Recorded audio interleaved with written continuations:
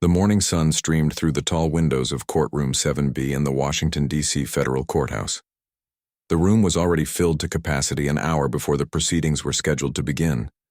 Reporters clutched their notepads and phones, whispering to each other about what might happen today.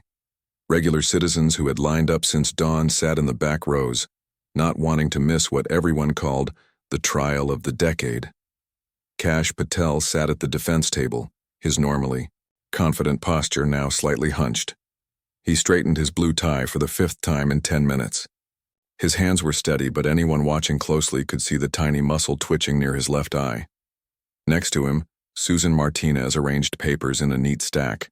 She was his lead attorney, known for winning impossible cases, but even her face showed signs of worry today. "It's going to be fine," Susan whispered, though her tone lacked conviction. Kash nodded without speaking. At 52 years old, he had risen through the ranks of government to become one of the most powerful men in Washington. For 15 years, he had walked the halls of power with ease, advising presidents and shaping national policy. Now, he faced the possibility of losing everything. On the other side of the courtroom, the prosecution team looked calm and prepared. Lead prosecutor Alan Kent had spent 2 years building this case. He had boxes of evidence, dozens of witnesses, and public opinion on his side. Alan glanced at Kash and gave a small nod. Not friendly, but professional. They had once worked in the same building, passing each other in hallways with polite greetings. Now they were adversaries in a battle that would make legal history. The side door opened and the court officer stood at attention. "All rise. The United States District Court for the District of Columbia is now in session. The Honorable Judge Eleanor Wright, presiding." The courtroom fell silent as Judge Wright entered. At 62, she moved with purpose and authority. Her silver hair was pulled back in a tight bun, and her black robe seemed to add to her commanding presence. Everyone knew about Judge Wright.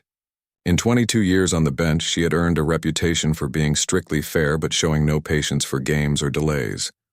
Lawyers feared her sharp questions and her even sharper mind.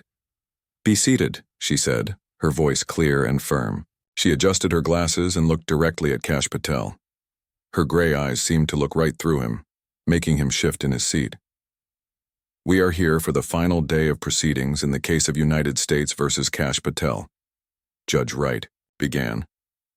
"The court has reviewed all evidence and testimony presented over these past 10 weeks. Today we will hear closing arguments before I render my decision. The charges against Kash were serious: misappropriation of classified information and obstruction of justice.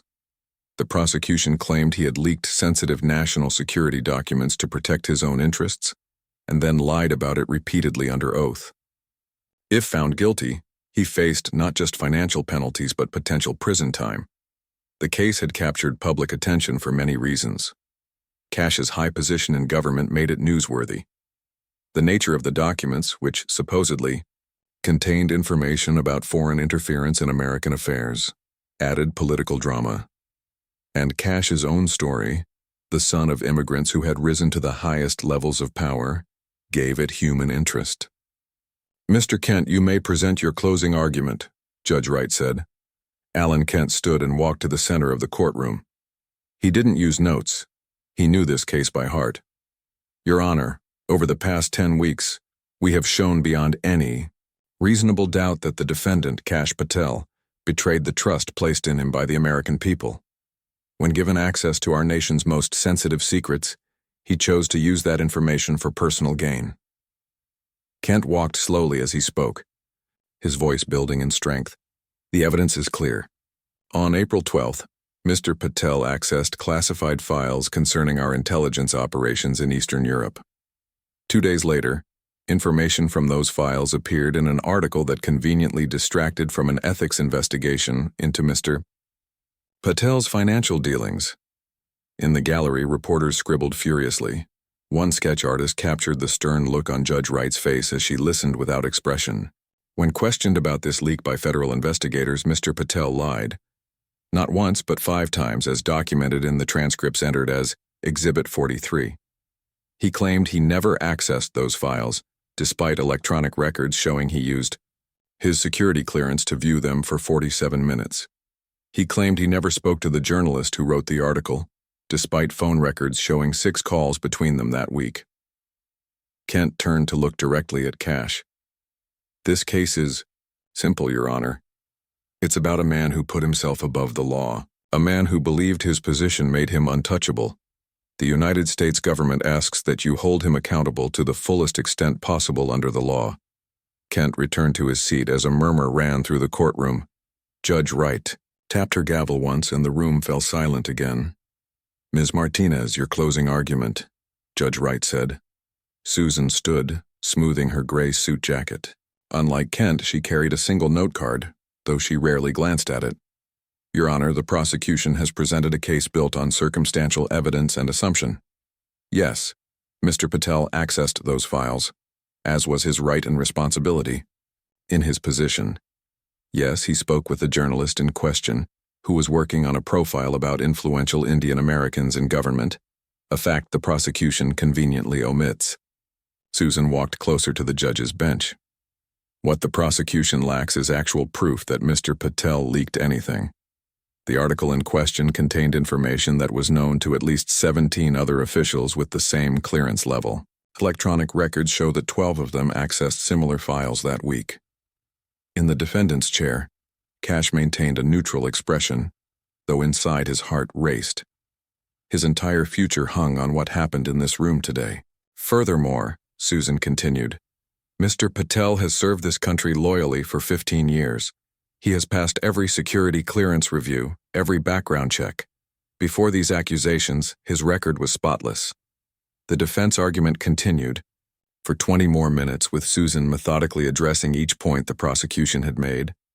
When she finished, the courtroom was completely silent. Everyone waited for Judge Wright's next words. Judge Wright looked down at her notes for a long moment. When she looked up, her expression gave nothing away. I thank both counsels for their arguments. This court will recess for 1 hour, after which I will deliver my decision. She struck her gavel once and stood. All rise, the court officer called out. As Judge Wright left the courtroom, the silence broke. The gallery erupted in whispered conversations. Reporters rushed out to file updates. Susan leaned over to speak quietly with Kash. She didn't ask any questions. That could be good or bad, Susan said. Kash nodded slowly. I've appeared before her 3 times in my career. She only asks questions when she's uncertain. No questions mean she's made up her mind. And what do you think that mind has decided? Susan asked. Kash looked toward the empty judge's bench, his face suddenly showing all the worry he had been hiding.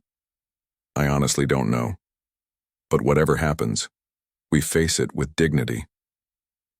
For the next hour, Kash sat alone in a small conference room.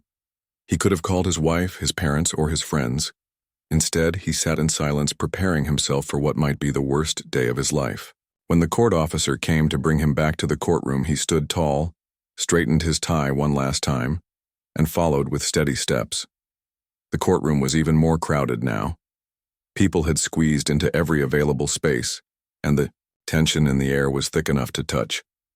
Kash took his seat next to Susan, who gave his arm a quick, supportive squeeze. All rise. Judge Wright returned to the bench, her face still unreadable.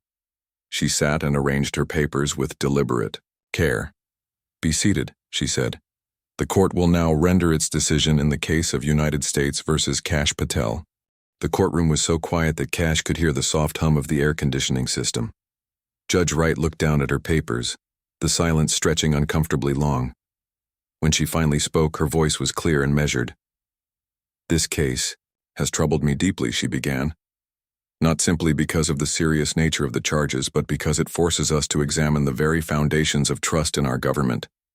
Kash felt his mouth go dry. These were not the opening words of a favorable ruling. Beside him, Susan Martinez subtly shifted her weight, a sign of her growing concern. The evidence presented before this court has been extensive, Judge Wright continued. We have heard from 27 witnesses. We have reviewed over 4,000 pages of documents. We have examined phone records, security logs, and sworn testimonies. Judge Wright removed her glasses and looked directly at Kash. Mr. Patel, you have served in positions of great responsibility. You have been entrusted with secrets that most Americans will never know. With such privilege comes not just power, but profound obligation. In the gallery behind Kash, a reporter from the Washington Post was typing rapidly on her phone. A sketch. Artist captured Judge Wright's stern expression with quick, practiced strokes. The entire nation would soon know what was happening in this room. I have weighed the prosecution's arguments carefully, Judge Wright said. They have presented a compelling timeline of events. They have shown that you accessed classified files containing information that later appeared in public. They have demonstrated multiple instances where your sworn testimony contradicted documented facts. Kash kept his face expressionless. Years of government training helping him maintain his composure even as his hopes dimmed. He glanced briefly at the prosecution table, where Alan Kent sat perfectly still, his eyes never leaving the judge. I have also considered the defense's arguments, Judge Wright continued. They correctly note that others had access to the same information. They point to your long record of service. They suggest alternative explanations for the apparent contradictions in your testimony. Susan Martinez straightened slightly in her chair. Perhaps there was still hope. However, Judge Wright said, and the single word seemed to echo in the silent courtroom, I cannot ignore the pattern that emerges from the totality of evidence. She picked up a document from her bench. On February 3rd, you denied accessing. File TR7291. Electronic logs show you opened this file at 2:17 p.m. on that very day and viewed it for 23 minutes. She set that paper down and picked up another. On March 14th, you testified that you had never discussed Eastern European security matters with reporter Greg Collins. Phone records show a 47-minute call between your personal cell phone and Mr. Collins' number just hours after that testimony. One by one, Judge Wright methodically went through 7 specific instances where Kash's statements contradicted the evidence. With each example, Kash felt the weight on his shoulders grow heavier. In the gallery, several spectators exchanged glances. Even those who had come expecting a guilty verdict seemed surprised by the thoroughness of the judge's rebuke. The defense suggests these are mere coincidences or misunderstandings, Judge Wright said. I find that explanation increasingly implausible with each contradiction. The pattern suggests not confusion but deliberate deception. Susan Martinez wrote something on her legal pad and slid it toward Kash. He didn't look down. He kept his eyes on Judge Wright, accepting her words without flinching. This court therefore finds the defendant, Kash Patel, liable for the unauthorized disclosure of classified information and for multiple instances of making false statements to federal investigators. A soft murmur ran through the courtroom. Judge Wright tapped her gavel once and silence instantly returned. Now we come to the matter of penalties, she said. This was the moment everyone had been waiting for. Legal experts had been debating for weeks what punishment Judge Wright might impose if she found Kash guilty. Some predicted prison time. Others suggested a large fine but no incarceration, given Kash's position and lack of prior offenses. The prosecution has requested both a financial penalty and imprisonment, Judge Wright noted. They argue that the seriousness of the offense demands the maximum penalty allowed by law. Kash felt a cold sensation spreading through his chest. Prison. After 15 years serving his country, he might end up behind bars. He thought briefly of his wife Lisa, who had wanted to be here today but whom he had asked to stay home. He didn't want her to see this. In determining an appropriate penalty, I must consider several factors, Judge Wright continued. The harm caused by the offense, the need for deterrence, the defendant's history and characteristics. She paused, looking down at her notes. The entire courtroom seemed to hold its breath. The harm in this case is substantial, she said. The leaked information compromised ongoing intelligence operations. It endangered sources. It damaged our relationships with allied nations. These are not trivial consequences. Alan Kent nodded slightly. His case had emphasized these points repeatedly. As for deterrence, Judge Wright continued, it is essential that those in positions of trust understand that betraying that trust carries serious consequences. Others, who might consider similar actions, must see that our system holds everyone, accountable, regardless of their position or connections. Kash felt his heart rate increasing. This was getting worse with every word. Regarding the defendant's history, I acknowledge Mr. Patel's years of service. I note his contributions to national security efforts. I consider the numerous character witnesses who testified to his integrity and dedication. For the first time, a flicker of something other than stern judgment crossed Judge Wright's face, a brief softening around her eyes, quickly gone. Having weighed all these factors, I am ready to impose penalties in this case. The courtroom tensed. Reporters poised their fingers over their devices, ready to break the news the moment the words left Judge Wright's mouth. Kash Patel, Judge Wright said, her voice taking on a formal tone. For the offenses of which this court has found you liable, I hereby impose the following penalty. She paused for the briefest moment. A financial penalty in the amount of $500 million. The shock was physical. An audible gasp swept through the courtroom. Someone in the back row whispered, "What?" loud enough to be heard at the front. Even Alan Kent looked stunned. $500 million was unprecedented. Far beyond what anyone had predicted. Susan Martinez's hand gripped Kash's arm. "Your Honor," she said, rising quickly to her feet. "If I may."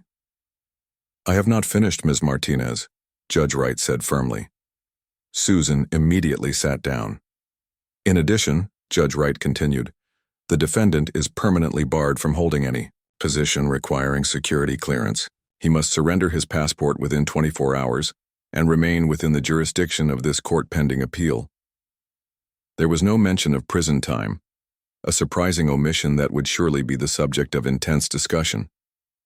But the financial penalty was so enormous that it overshadowed everything else. $500 million would bankrupt Kash many times over. It would affect not just him, but his family for generations. For the first time since the trial began, Kash's composure cracked slightly. His shoulders sagged almost imperceptibly. Beside him, Susan was already scribbling notes, preparing for the appeal they would certainly file. "The court will provide full written documentation of this decision within 7 days," Judge Wright said. "The defendant has 30 days to file an appeal should he choose to do so." She looked directly at Kash again. "Mr. Patel, do you understand the penalties I have imposed?" All eyes turned to Kash. For a moment that seemed to stretch forever. He sat perfectly still. Then slowly he rose to his feet. "Yes, Your Honor," he said, his voice steady despite everything. "I understand." Judge Wright nodded. "Does the defendant wish to make any statement before this court?" This was standard procedure, a chance for the convicted to speak before proceedings ended. Most lawyers advised their clients to say nothing at this point to save any statements for the appeal process. Susan tugged gently at Kash's sleeve, clearly wanting him to sit down and stay quiet. But Kash remained standing. "Your Honor," he said, "with the court's permission, I would like to address the court." Judge Wright raised an eyebrow slightly. "You may proceed, Mr. Patel." Every eye in the courtroom fixed on Kash Patel as he stood before Judge Wright. The room was so quiet that the sound of a pencil dropping in the back row made several people turn their heads. Susan Martinez looked up at her client with concern. This was not what they had planned. Defendants facing such severe penalties typically remained silent, saving their words for the appeal process. "Mr. Patel," Judge Wright said, "you may proceed." Kash straightened his shoulders and took a deep breath. When he spoke, his voice was clear and steady, carrying easily to every corner of the packed courtroom. "Thank you, Your Honor. I stand before this court today fully aware of the seriousness of your ruling. $500 million is a sum I cannot even comprehend, let alone pay. It will destroy everything my family and I have built." Susan shifted uncomfortably beside him. This was not starting well. Acknowledging the impossibility of paying could be seen as defiance, which would not help their appeal. However, Kashi continued, "I wish to say something that may surprise this court and certainly will surprise my legal team." He glanced down briefly at Susan, who was now looking at him with undisguised alarm. "I will not be filing an appeal. I accept your judgment without reservation. A ripple of shock moved through the courtroom. At the prosecution table, Alan Kent's mouth actually fell open. Susan Martinez grabbed Cash's arm and whispered urgently, "Cash, don't do this. We need to talk before—" "Ms. Martinez," Judge Wright interrupted, "please allow your client to speak." Susan reluctantly fell silent, though her face showed clear distress. "Your Honor," Cash continued, "I came to this country as a child. My parents left everything they knew in India to give me opportunities they never had. They taught me that America was special because no one, not even the most powerful, people was above the law." Cash paused, looking down for a moment before raising his eyes again to meet Judge Wright's gaze. "My parents were right about America, but somewhere along my journey, I lost sight of their wisdom. I began to believe that rules applied differently to people like me, people with power, with connections, with security clearances that put us above ordinary citizens." The courtroom was absolutely still. Even the most seasoned reporters had stopped typing, captivated by Cash's unexpected words. "The prosecution is correct," Cash said, his voice growing stronger. "I did access those files. I did share information that should have remained secret, and I did lie about it afterward, not once but many times. I betrayed my oath, my country, and the principles my parents raised me to honor." A photographer's camera clicked softly, capturing the moment, in the jury box, now empty, but still used, by some court officials during the judgment phase. An older clerk dabbed at her eyes with a tissue. "I made these choices not because I was coerced or confused, but because I believed I was special, that the normal rules didn't apply to me. I convinced myself I was acting for a greater good, but the truth is simpler and harder to face. I acted out of pride and the intoxication of power." Cash turned slightly to face the gallery, where members of the press and public watched in stunned silence. "To my colleagues in government, I say this. Learn from my mistakes. The secrets we keep are not ours. They belong to the American people, who trust us to protect them wisely, not use them for our own purposes." He turned back to Judge Wright. "Your Honor, I don't know how I will pay the penalty you have imposed. It is far beyond my means. But I will spend the rest of my life trying. I will sell everything I own. I will surrender every asset. I will work until my last day to make whatever amends I can." Susan Martinez had given up trying to stop Cash. She sat looking at her legal pad, her pen motionless in her hand. "There's something else I must say," Cash continued. His voice changed slightly, becoming softer, more personal. "Something I've never shared publicly before." He paused, seeming to gather himself. "My grandmother, Nani, came to visit us in America when I was 10 years old. It was her first and only trip outside India. She spoke no English, but she watched everything with keen eyes. After seeing me interact with my friends, she pulled me aside one evening." Cash's voice grew even softer, forcing everyone in the courtroom to lean forward slightly to hear. "She told me, 'Beta,' that means child, in Hindi, 'Beta' in America. You can become anyone. You can rise higher than we ever dreamed, but remember, the higher you climb, the more your actions affect others. A man who stands on a mountaintop casts a longer shadow than one who stays in the valley." Cash blinked rapidly, fighting to maintain his composure. "I've cast a very long shadow, Your Honor. My actions harmed people I will never meet. Operations. I cannot name allies who trusted us. There is no excuse for this, and I offer none. I only stand before you now, accepting the full weight of your judgment and promising to spend whatever remains of my life trying to cast a different kind of shadow." For the first time since the trial began, Judge Wright's stern expression softened, visibly. She leaned forward slightly, studying Cash with new interest. "I've instructed my legal team to withdraw any appeal plans," Cash continued. "Instead, I ask only that the court consider allowing me to work with the relevant agencies to understand exactly what harm my actions caused, so that I might direct whatever resources I have left to helping those specific causes." Alan Kent, recovering from his initial shock, jotted a note and passed it to his assistant. The prosecution team huddled briefly, whispering urgently among themselves. "I know words are easy," Cash said, his voice growing stronger again. "And I know that nothing I say today erases what I've done, but I stand before this court not to argue or defend, but to accept responsibility fully and without reservation." He straightened to his full height. "Your Honor, my parents gave up everything to bring me to this country because they believed in American justice. Today, I will not dishonor that belief by fighting a just verdict, even one as severe as this. I accept your judgment completely." The courtroom remained frozen in silence as Kash finished speaking. For several long seconds, no one moved. Then, slowly, Judge Wright removed her glasses. Those closest to the bench could see something that shocked them even more than Kash's speech. Her eyes were glistening with unshed tears. She took a moment to compose herself, setting her glasses carefully on the bench before her. When she spoke, her voice had lost some of its earlier sternness. "Mr. Patel," she said, "in 30 years on the bench I have heard many statements from defendants following a verdict. Most express regret only for being caught. Some offer elaborate justifications. A few promise to do better in the future." She paused, looking directly at Kash. "Never, in all those years, have I heard a statement of such genuine remorse and acceptance of responsibility as the one you have just given." A murmur rippled through the courtroom.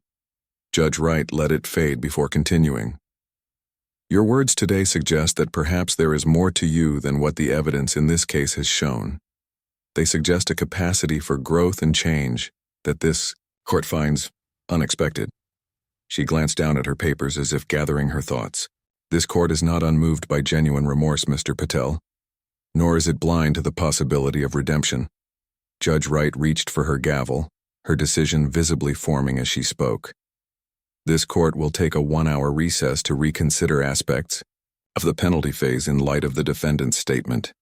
She struck the gavel with a sharp crack that seemed to break the spell that had fallen over the courtroom. "Court is in recess until 2:30 p.m., she announced, rising from her seat. As Judge Wright left the courtroom, the silence erupted into a buzz of excited conversation. Reporters rushed for the doors, eager to file updates on this dramatic turn of events. Legal experts in the gallery debated what it might mean. Had Kash's unexpected speech actually moved one of the most notoriously stern judges in the federal system? Susan Martinez turned to Kash, her expression a mixture of professional concern and personal amazement. "What did you just do?" she asked, quietly. Kash sat down heavily in his chair, the emotional toll of his speech finally showing on his face. "I told the truth," he said simply. For the first time in a very long while, the hour-long recess felt like an eternity.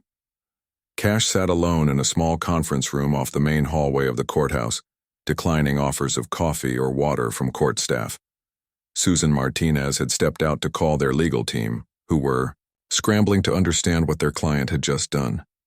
In 15 years of high-profile cases, she had never seen anything like this. Outside the courthouse, news vans lined the street. Reporters stood in front of cameras explaining the dramatic turn of events to viewers across the country. Legal experts debated what might happen next. Some insisted Judge Wright would not change her ruling, that her reputation for firmness meant the penalty would stand regardless of Kash's statement. Others wondered if his unprecedented acceptance of responsibility might lead to some reduction in the astronomical $500 million penalty. Inside his conference room, Kash sat with his hands folded on the table, his mind surprisingly calm. For months during the trial, he had lived with constant anxiety, fear of exposure, fear of punishment, fear of losing everything. Now that the worst had happened, he felt an unexpected sense of peace. The truth was out. There was nothing left to hide. He thought about his family. His wife Lisa would stand by him. He knew that without question. Their savings would be gone, their home forfeit, their future drastically altered. But they would face it together. His parents would be devastated, not by the loss of money or status, but by the public shame. In their community, honor was everything. He would need to find a way to help them understand what he had done and why he had chosen to accept the consequences so publicly. A soft knock on the door interrupted his thoughts. "Mr. Patel," a court officer said, opening the door slightly. "Court will reconvene in 10 minutes. Kash nodded. Thank you. He straightened his tie and checked his appearance in the small mirror on the wall. The face that looked back at him seemed different somehow, older perhaps, but also clearer, as if a weight had been lifted. When he returned to the courtroom, he was surprised to see that not a single person had left during the recess. If anything, the room seemed even more crowded, with people standing along the back wall. Susan was already at the defense table, her expression guarded. Across the aisle, Alan Kent and his team looked equally uncertain. All rise. The room fell instantly silent as Judge Wright returned to the bench. Her face gave no hint of what she had decided during the recess. She took her seat and adjusted her papers with the same methodical precision she had shown throughout the trial. "Be seated," she said. The rustle of movement was brief, then complete stillness. "This court has considered the defendant's statement carefully," Judge Wright began.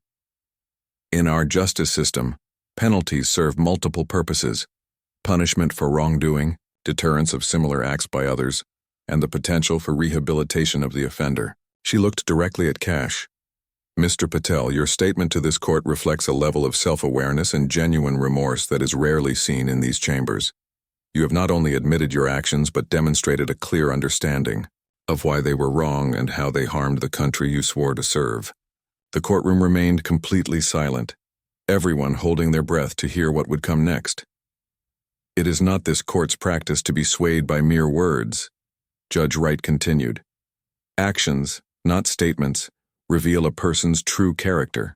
However, your decision to accept full responsibility and decline any appeal represents a significant action in itself, one that this court cannot ignore." She glanced down at her papers again, then looked up and addressed the entire courtroom.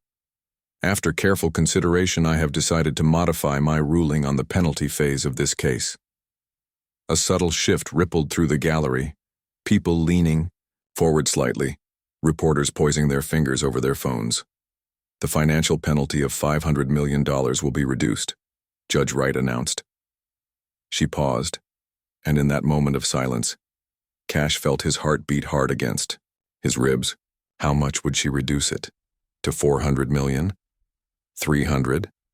Even a significant reduction would still leave him financially ruined. "The new penalty will be structured as follows," Judge Wright continued. $50 million in direct financial penalties to be paid according to a schedule this court will establish based on the defendant's financial capacity. 50 million. Still an enormous sum, but not the complete devastation of the original amount. Kash heard Susan's sharp intake of breath beside him. "However," Judge Wright added, "this reduction comes with specific conditions." She lifted a document from her bench. "First, Mr. Patel will establish a foundation dedicated to government ethics and transparency, funded with an additional $50 million to be paid over 20 years. This foundation will develop educational programs for government employees, holding security clearances, focusing on the moral and ethical responsibilities that accompany access to classified information." Judge Wright set down one paper and picked up another. "Second, Mr. Patel will perform 5,000 hours of community service, specifically working with young Americans interested in government service, sharing the lessons he has learned about integrity and responsibility." Kash nodded slowly, taking in these new terms. The financial burden was still enormous, but not impossible. And the requirement to create something positive from his mistakes felt right in a way he hadn't expected. "Third," Judge Wright continued, "Mr. Patel will cooperate fully with a special committee that will assess precisely what damage was caused by his unauthorized disclosures. He will contribute his expertise to developing improved protocols to prevent similar breaches in the future." She set down her papers and looked directly at Kash again. "Do you accept these modified terms, Mr. Patel?" Without hesitation, Kash rose to his feet. "Yes, Your Honor, I accept them completely." Judge Wright nodded, then did something unexpected. She leaned forward slightly, her formal judicial demeanor softening just a bit. "Mr. Patel, your grandmother was a wise woman," she said, referring to the story Kash had shared earlier. Her words about casting a long shadow show a deep understanding of power and responsibility. I believe she would approve of how you have chosen to face the consequences of your actions today. For the first time since the trial began, Kash felt his composure truly slip. His eyes grew damp and he had to take a deep breath to steady himself. "Thank you, Your Honor," he said quietly. Judge Wright straightened in her chair, her formal manner returning. "This court will issue detailed written instructions regarding the payment schedule and foundation requirements within 14 days. The defendant will remain free on his own recognizance but must surrender his passport as previously ordered." Lifted her gavel, then paused, looking out at the packed courtroom. This case has been watched closely by many Americans. It involves difficult questions about power, secrecy, and accountability in our democracy. While the court cannot undo the harm caused by the defendant's actions, perhaps today's proceedings offer something valuable. A reminder that our system can work, that the powerful can be held accountable, and that genuine remorse and acceptance of responsibility still matter in our society. She brought down her gavel with a sharp crack. "This court is adjourned." As Judge Wright left the bench, the courtroom erupted into a buzz of excited conversation. Reporters rushed for the doors. Legal experts turned to each other, analyzing what they had just witnessed. Court officers began to clear the room for the next case. In the midst of the commotion, Kash turned to Susan.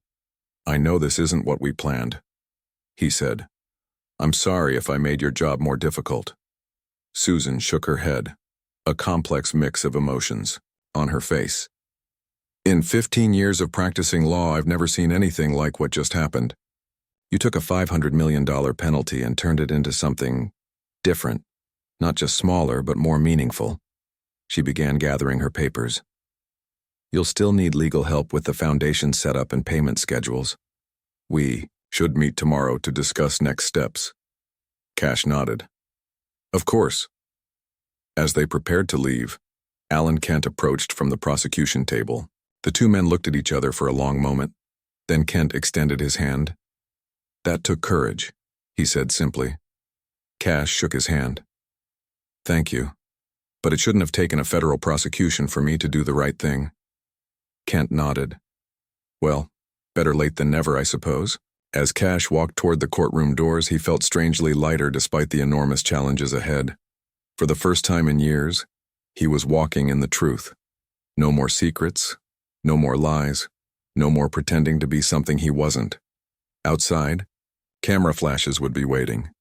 Questions would be shouted. The long, hard work of rebuilding his life under the weight of his penalties would begin.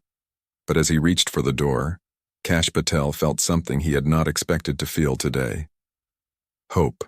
6 months had passed since that dramatic day in the courtroom.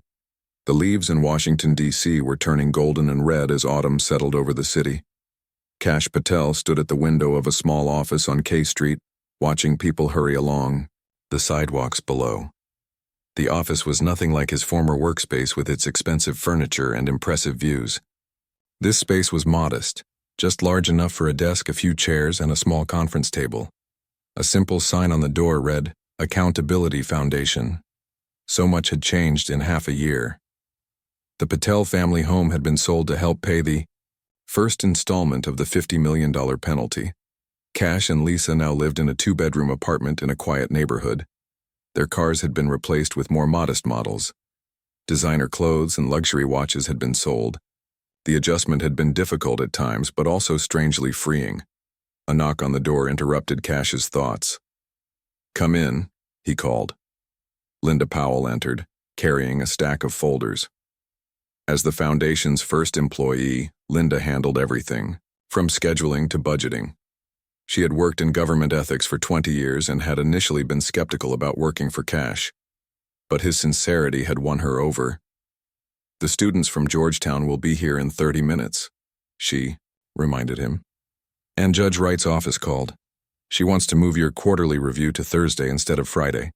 Does that work with your community service schedule?" Kash nodded. "Yes, that's fine.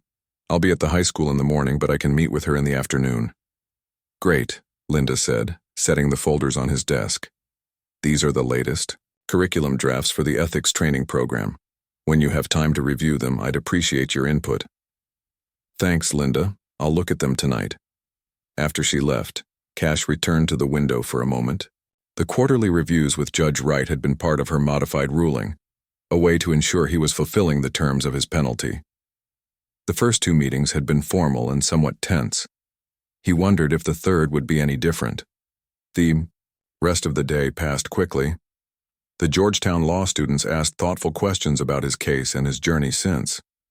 As part of his community service, Kash regularly spoke to students, sharing the painful lessons he had learned about power, responsibility, and accountability. At first, these sessions had been excruciating, laying bare his mistakes in front of young, idealistic faces. But over time, he had come to value these conversations. If his story helped even one future government official make better choices, perhaps some good could come from his failures. Thursday afternoon arrived, and Kash found himself once again in Judge Wright's chambers. Unlike the formal courtroom where his case had been decided, her private office was surprisingly warm. Bookshelves lined the walls, family photos sat on her desk, and a large window overlooked a small garden. "Mr. Patel," Judge Wright said, gesturing to the chair across from her desk. "Thank you for accommodating the schedule change." "Of course, Your Honor." Judge Wright opened a file folder and reviewed her notes. "According to the report submitted by the Foundation trustees, you've made significant progress in developing the ethics curriculum. The first payment toward your penalty was made on time, and you've completed nearly 700 hours of community service." She looked up from her papers. "That's considerably ahead of schedule." Kash nodded. "I found the community service to be valuable, more so than I expected." Judge Wright studied him for a moment. "In what way?" Kash considered his answer carefully. "When you first ordered the community service, I saw it as simply another part of my punishment. But speaking with young people about ethics and integrity has forced me to examine my own choices more deeply. It's not just about telling them what not to do. It's about helping them understand the small compromises that can lead to bigger ones." "And the foundation work?" "That's been challenging in different ways," Kash admitted. "Finding the right people, developing programs that will actually make a difference rather than just check boxes. But we're making progress. We've partnered with 3 government agencies to pilot the training program next month." Judge Wright made a note in her file. For a few minutes, they discussed the technical details of the foundation structure and the payment schedule for the remaining penalty. Then Judge Wright closed her folder and leaned back slightly in her chair. "Mr. Patel, our formal review is complete. But if you don't mind, I'd like to ask you something less official." Kash nodded, curious. "Of course. Are you finding meaning in this new path?" she asked. "Not just fulfilling the court's requirements, but actually creating something worthwhile from all of this?" The question surprised him. Their previous meetings had been strictly focused on his compliance with the court's orders. This was something different, more personal, more human. "Yes," he said after a moment, "though not in the way I expected. When I accepted your ruling that day in court, I was mainly focused on taking responsibility for my actions. I wasn't thinking much beyond that moment." He glanced out the window at the garden, gathering his thoughts. "The hardest part hasn't been the financial penalties or the public shame. It's been facing myself honestly each day, looking in the mirror and acknowledging what I did and why I did it. The foundation work and the community service have forced me to do that repeatedly, to examine the choices that led me here." Judge Wright nodded, listening intently. "There's a student who comes to many of my talks at American University," Kash continued. "Bright young woman, planning to work in intelligence after graduation. Last week she told me that my story had changed how she thinks about classified information, not just as secrets to keep, but as a public trust.